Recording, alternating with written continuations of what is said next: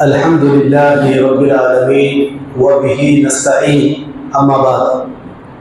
محترم مصلیان کرام، جیسا کہ عنوان درس بورڈ پر آپ کے سامنے لکھا ہوا ہے شرک حقیقت، اس مرکزی عنوان کے تحت شرک اصغر اور اس کے مظاہر قرآن اور حدیث کی روشنی میں ہم سنتے اور معلوم کرتے چلے آ رہے ہیں۔ اگر ہم موجودہ مسلمانوں کے اعمال کا جائزہ لیں، مشاہدہ کریں، تو ہمیں پتہ چلتا ہے کہ مسلمانوں کا ایک بہت بڑا طبقہ شرک اصغر اور شرک اکبر میں مبتلا ہے۔ جا بجا شرک اصغر کے، شرک اکبر کے مظاہر آپ کو نظر آتے ہیں۔ آج کے مختصر درس میں شرک اصغر کا ایک مظہر ہم معلوم کریں گے، وہ ہے ریاکاری۔ ریاکاری کا معنی دکھاوا۔ آئیے ہم اس بات سے آغاز کرتے ہیں، کسی بھی عمل کی قبولیت کے لیے کتنی شرطیں ہیں؟ آپ میں سے کسی کو معلوم ہے کتنی شرطیں ہیں؟ دو، جزاک اللہ، دو شرطیں۔ کیا ہے وہ؟ پہلی کیا ہے؟ اخلاص۔ دوسری کیا ہے؟ سنت کی موافقت۔ یاد رکھ لیں، کوئی بھی عمل چھوٹا ہو کے بڑا اللہ کے یہاں اس وقت تک مقبول نہیں ہو سکتا جب تک اس عمل میں یہ دو چیزیں نہ پائی جائیں۔ اس میں پہلی چیز ہے اخلاص، دوسری چیز ہے سنت کی موافقت۔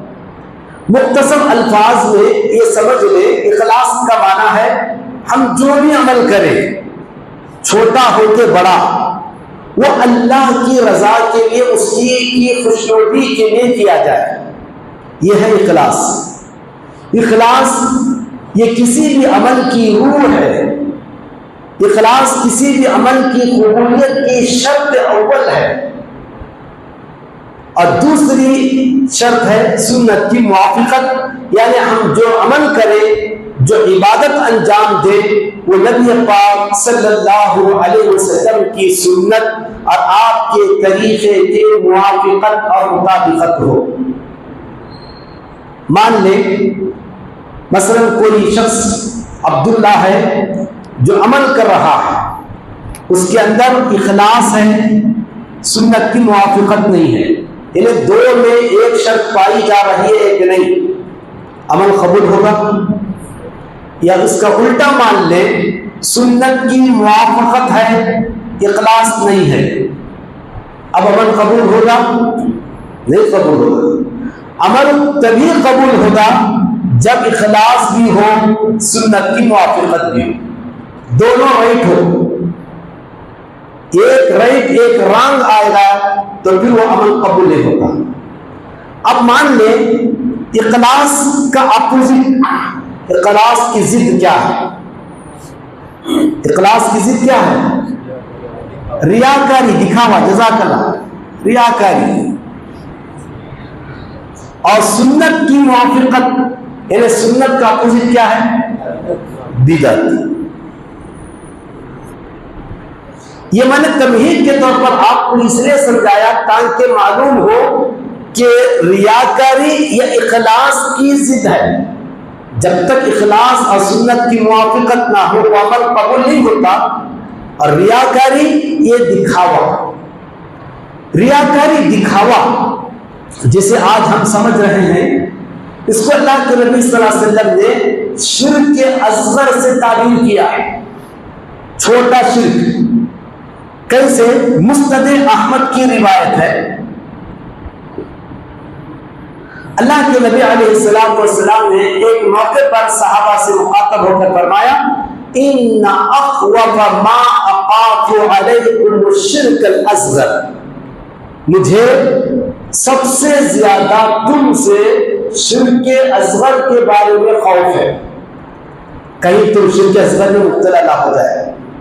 صحابہ اتنی بڑی بات، اتنی اہم بات سن کر کیسے خاموش رہ سکتے تھے، جس کے بارے میں اللہ کے نبی نے اپنا خدشہ ظاہر کیا۔ صحابہ نے فوراً پوچھا وما الشرک الاصغر یا رسول اللہ، شرک اصغر کیا ہے اے اللہ کے رسول صلی اللہ علیہ وسلم؟ یعنی شرک اصغر کسے کہتے ہیں جس کا آپ کو خوف ہے؟ تو آپ صلی اللہ علیہ وسلم نے جواب فرمایا الریاء، کیا فرمایا؟ الریاء، دکھاوا۔ اور اس کے بعد اللہ کا قول آپ نے نقل کیا، یقول اللہ عز وجل لهم یوم القیامہ، اللہ قیامت کے دن ریاکاری کرنے والے، دکھاوے کے لیے عمل کرنے والوں سے کہے گا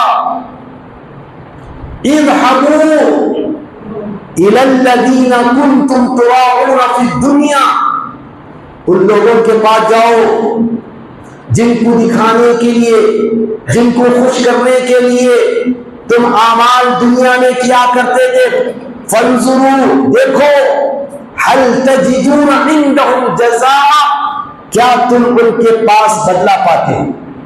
یعنی تمہارے دنیا میں ان اعمال کا بدلہ میرے پاس نہیں ہے، جاؤ ان لوگوں کے پاس، شاید وہ تمہیں بدلہ دے جن کو دکھاوے اور جن کو خوش کرنے کے لیے تم دنیا میں عمل کرتے تھے۔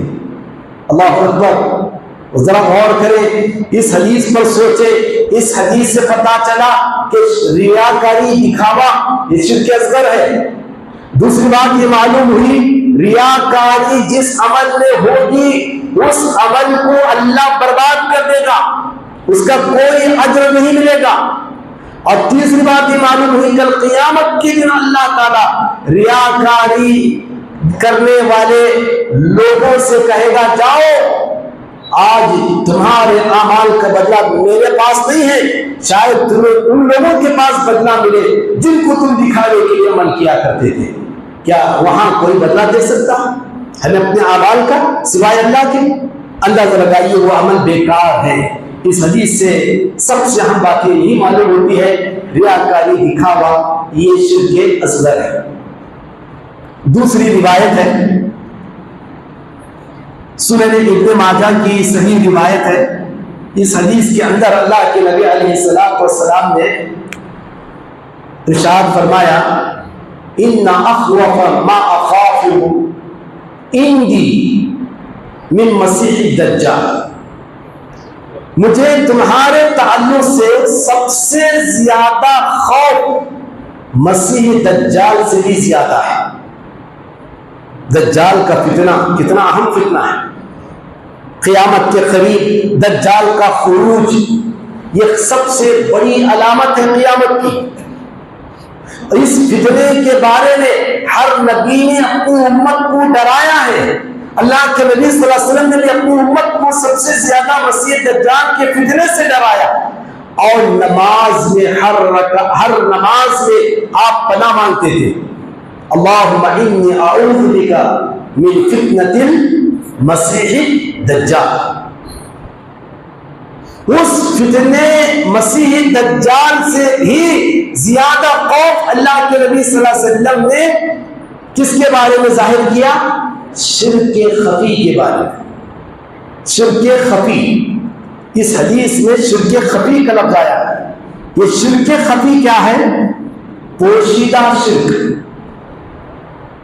اور خود اللہ کے نبی صلی اللہ علیہ وسلم نے شرک خفی کی وضاحت اور تفسیر کرتے ہوئے آگے فرمایا فیقوم الرجل، آدمی کھڑا ہوتا ہے، یصلی، نماز پڑھنے کے لیے، فیزین صلاتہ، وہ اپنی نماز کو عمدہ بناتا ہے، خوبصورت بناتا ہے، اچھی بناتا ہے۔ کیوں؟ جب دیکھتا ہے کہ فلاں اسی کی طرف دیکھ رہا ہے، فلاں اس کی طرف دیکھ رہا ہے، تو اس کو دکھانے کے لیے اپنی نماز کو بہتر کرتا ہے، رکوع لمبا، سجدہ لمبا، قیام لمبا، نماز بہتر اور اچھے انداز سے ادا کرنے کی کوشش کرتا ہے تو گویا وہ اللہ کے لیے نہیں، کسی عبداللہ عبد الرحمان کی نظر پڑی، وہ دیکھنے لگا تو اس کو خوش کرنے کے لیے، اس کو دکھانے کے لیے کیا کر رہا ہے کہ نماز کو بہتر بنا رہا ہے. یہی کیا ہے؟ یہی شرک خفی ہے.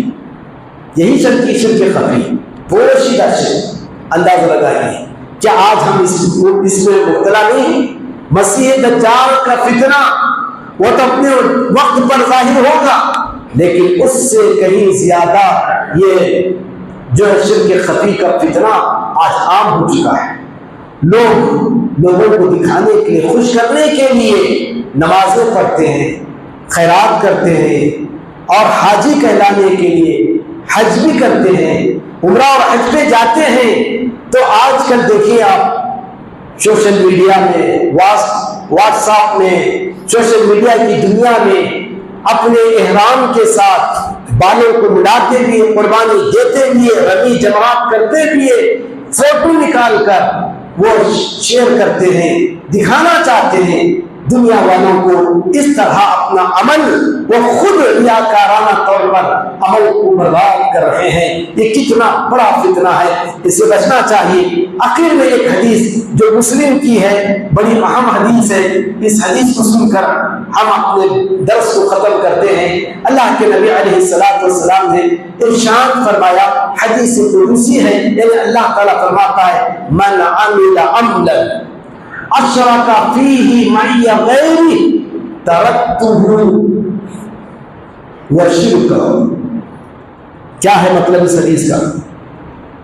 اللہ کے نبی صلی اللہ علیہ وسلم نے فرمایا، جس نے کوئی ایسا عمل کیا جس عمل میں اس نے میرے ساتھ دوسرے کو شریک کیا، یعنی میرے خاطر نہیں کیا، دوسرے کی خاطر کیا اور میرے ساتھ دوسرے کو شریک کیا، میں اس بندے کو بھی اور اس کے عمل کو بھی چھوڑ دیتا.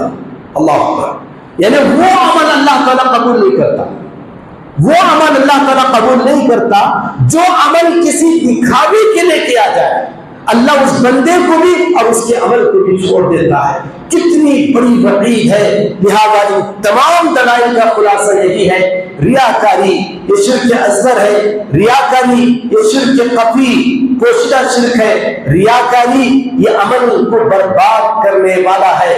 لہذا ریاکاری سے ہمیں بچنا چاہیے، اخلاص کو اپنانا چاہیے. انشاءاللہ سلسلہ جاری رہے گا. دعا ہے اللہ تعالی ہمارے اعمال میں اخلاص پیدا فرمائے، ریاکاری سے بچائے، شرک اصغر اور شرک اکبر سے اللہ تعالی ہم سب کی حفاظت فرمائے. آمین وآخر دعوانا الحمدللہ رب العالمین. اور مزید ویڈیوز کو دیکھنے کے لیے آپ ہمارے YouTube چینل کو سبسکرائب کریں. فجزاکم اللہ خیرا.